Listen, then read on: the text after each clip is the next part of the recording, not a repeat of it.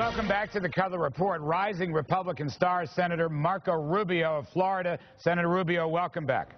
Thanks for having me. All right, you're at the top of Drudge. A few hours ago, you said the winner of Florida is in all likelihood going to be the nominee of our party. By most accounts, Mitt Romney is going to have a commanding victory tonight. Is this it for Romney?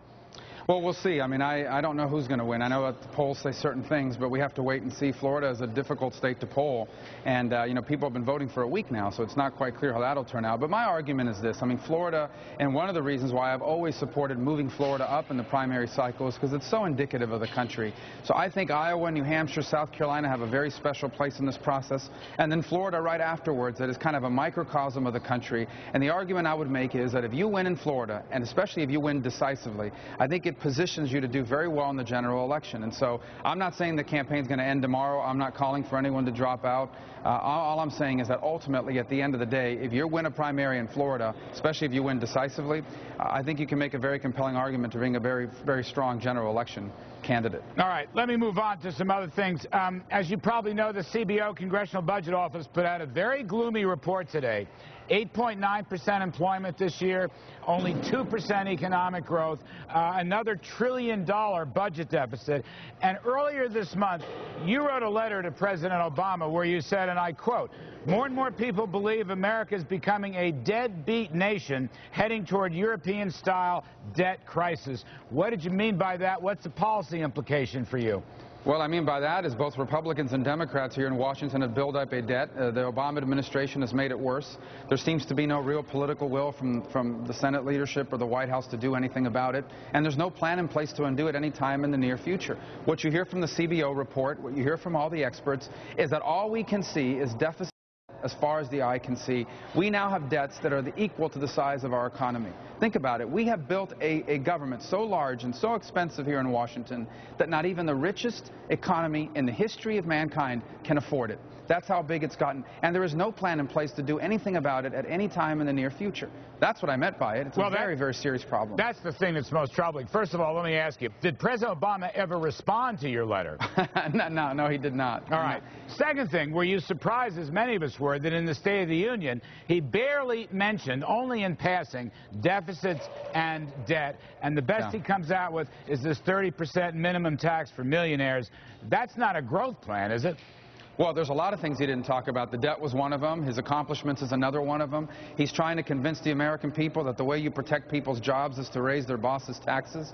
He's made the calculation that what he needs to do to get reelected is pit Americans against each other. He's selling this thing out there that somehow the only way some people can do better is for other people to do worse, that we're somehow involved in some economic zero-sum game where the only way that I can make more money is for someone else to make less, et cetera, et cetera. People don't buy that stuff. It's not what's made us great. This is what other countries do. It's what you'd expect to hear in the third world and stuff like that. So I think it's very unfortunate. And just one more reminder of why we need to desperately change direction in November. Well, let me just ask you, on the campaign trail, I don't hear Newt Gingrich or Mitt Romney, I don't hear them talking about deep spending cuts with any specificity. I don't hear them saying much about the deficit and the debt. And a lot of people are beginning to think that the Tea Party has been quiescent because they're sort of demoralized, that these two candidates and even the Republicans in Congress have not broken through, not on the debt ceiling, not on the super committee. You know this, sir. We don't seem to be moving in that direction. Well, our number one goal needs to be growth, and that's a positive message. We want the economy to grow. We want more taxpayers. We want people to make more money. We want, and now, what are the impediments to growth? Regulations, a broken tax code, and a national debt that scares people from investing in America's future. Those issues are all interrelated. We know what the drivers of the national debt are. It's not foreign aid. It's not some of these other programs. The drivers of the national debt are largely contained in Medicare and Medicaid. These are important programs for America. I'm a supporter of Medicare.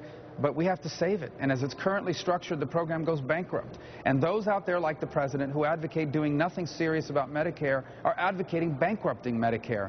And so I wish there was more talk about that. That's important. And I think the next president of the United States is going to have to lead on that front. So will the Republicans in this coming session of Congress have the kind of message you're talking about? A fiscally tough message with pro-growth tax reform? Is it going to rally around, let's say, the new Paul Ryan budget or Senator Ron Johnson's ideas or your own ideas or Tom Coburn's ideas? It just doesn't seem like the GOP is making much headway on the message.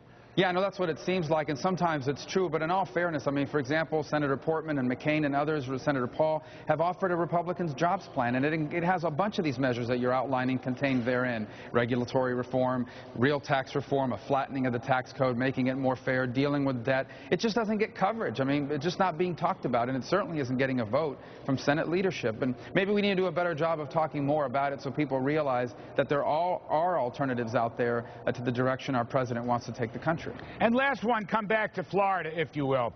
You blasted Newt Gingrich at one point for saying that Romney was anti-immigrant. Gingrich wound up pulling the ad.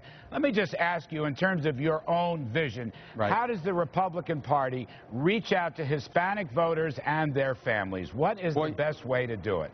You talk about the economy and jobs and economic empowerment, but you can't even get to that if they feel you don't care about them, or if you're talking about immigration in an insensitive way. Here's what I think. The Republican Party needs to be, and I believe is, a legal immigration party. That means modernization of our legal immigration system so that it helps our economy grow. That's the sorts of things that we need to be focused on. Simplifying it, investing in border security and in employment security that's cost affordable. And then, you know, you have to move to, there is the issue of what you do with 11 million people that are here without documents. And that's a difficult issue to deal with. On the one hand, we cannot be the only country in the world that doesn't enforce its immigration laws. On the other, and so you can't have blanket amnesty, but on the other hand, you're not going to deport 11 million people. And I confess I don't have an easy answer to that problem, but I can tell you it gets easier. It'll never be easy, but it gets easier once you have real border enforcement, real E-Verify workforce enforcement, and a real commitment to modernizing our legal immigration system. And that's where our party needs to be. And here's the one thing I reject, this label of anti-immigrant that the left likes to throw around. I think there's a consensus in America that the immigration system we have needs to be fixed. But just because you don't agree with the left's specific ideas on how to fix it does not make someone anti-immigrant. I think it's unfair to use that label. All right, we'll leave it there. Senator Marco Rubio, Florida. Thanks, sir. We appreciate your time very much. Thank you.